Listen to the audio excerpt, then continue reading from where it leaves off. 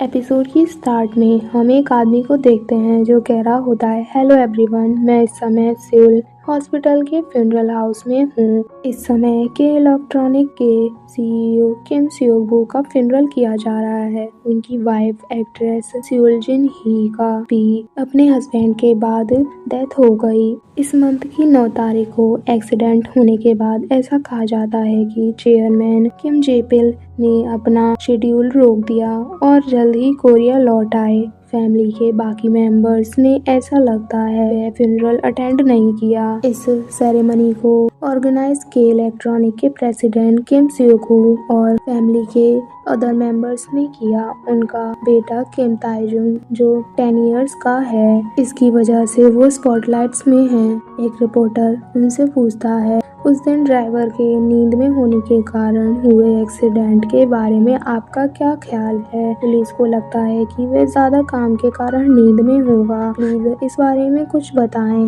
इस एक्सीडेंट में सिर्फ ड्राइवर ही बचा। इस बारे में आपका क्या सोचना है? क्या आपको लगता है कि वह सब प्लान किया गया था? इस एक्सीडेंट के बारे में के ग्रुप क्या कहेगा? के ग्रुप का अगला सीईओ कौन होगा? प्लीज हमें बताएं। छोटा ताएजुन जो अभी शांति से ये सब सुन रहा था, वो अब कार में अपने ग्रैंडपा से पूछता है, ग्रैंडपा, क्या उस आदमी ने मेरे पेरेंट्स को मार डाला? क्या उसे फांसी मिलेगी या वह अपना बाकी समय जेल में बिताएगा? के ग्रुप के प्रेसिडेंट किम जेपिल कहते हैं, मैं नहीं जानता क्या होने वाला है, लेकिन कुछ भी नहीं होगा। सजा 1 या 2 साल की होगी। ताएजुन गुस्से से पूछता है, क्यों?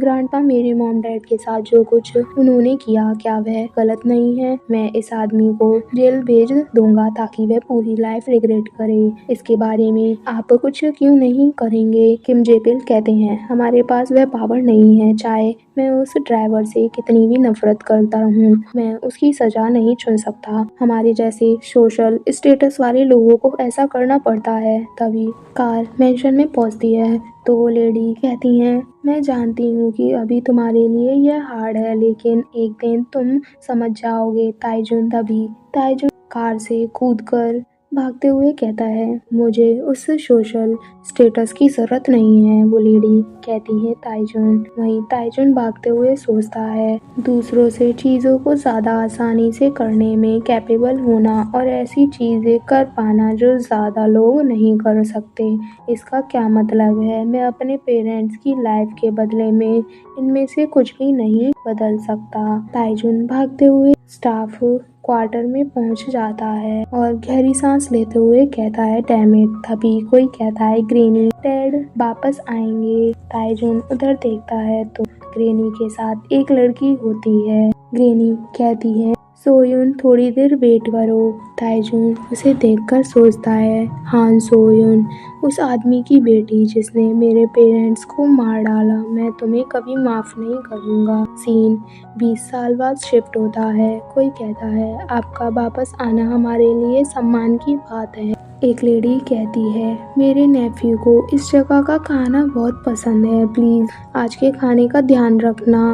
वेटर कहता है, यस हेड डायरेक्टर। वो सोचती हैं, ताएजुन इतना लेट क्यों हो रहा है? तभी किसी की आवाज आती है। वो उधर देखती हैं तो ताएजुन होता है। किम ताएजुन कहता है, आई एम सॉरी आंट, क्या आपने ज्यादा वेट किया? फिर वो बैठ जाता है और आंट स्माइल करते हुए कहती हैं, मैं जब भी तुम्हें देखती हूँ तुम हर बार ज्यादा हैंडसम कैसे देखते हो? मुझे लगता है अब तुम्हें शादी करने का टाइम आ गया है। ताएजुन कहता है, मैं मैरिड करने का प्लान नहीं कर रहा हूँ, मैं सोचता हूँ कि मैं आपकी तरह रहूँगा।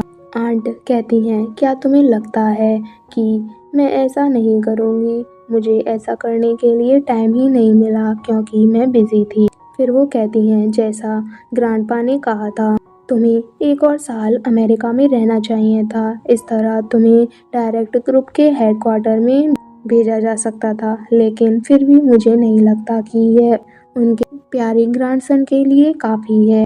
वह ऐसी बात को लेकर बहुत जिद्दी हैं। ताएजुन कहता है, ऐसी बात नहीं है आंटी, मैं ही वो पर्सन था जिसने ग्रैंडपा से वापस आने के लिए कहा। आंटी पूछती हैं, तुम क्यों? ताएजुन कहता है, मुझे लगता है मुझे कस्टमर सेल्स में काम करके कुछ सीखना चाहिए। फिर हम के ग्रुप के इंटरनेशनल सर्विस सेंटर को देखते हैं। वहाँ बहुत रश होता है। एक लड़की कहती है, क्या आप अपना डाटा चेक करने के बाद एक्सेप्ट बटन को प्रेस कर सकते हैं? लेडी कहती है, ओह मुझे थोड़ा समय दो। फिर वो लड़की ड्रॉर से टिश्यू निकालते हुए सोचती है, मुझे जल्दी करना चाहिए। फिर वो अपने ग्लासेस साफ करने लगती है और सोचती है, मुझे पता था कि कुछ अच्छा नहीं लग रहा। वो लेडी कहती है, मैंने कर दिया। सोयन एक तरफ जल्दी जल्दी टैप करती है और कहती है, ग्रेट, प्लीज़ 40 मिनट में वापस आइए। साथ ही वो उन्हें कार्ड देते हुए कहती है, ये हमारा बिजनेस कार्ड है। वो लेडी थोड़ा घबराते हुए कहती है, ओह थैंक यू।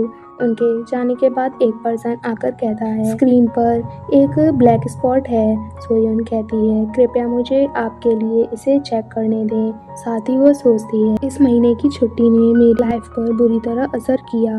भले ही करने के लिए बहुत सारे काम हैं, मैं अपने कोलीग से हेल्प नहीं मांग सकती क्योंकि मैं बिना कुछ कहे चली गई थी।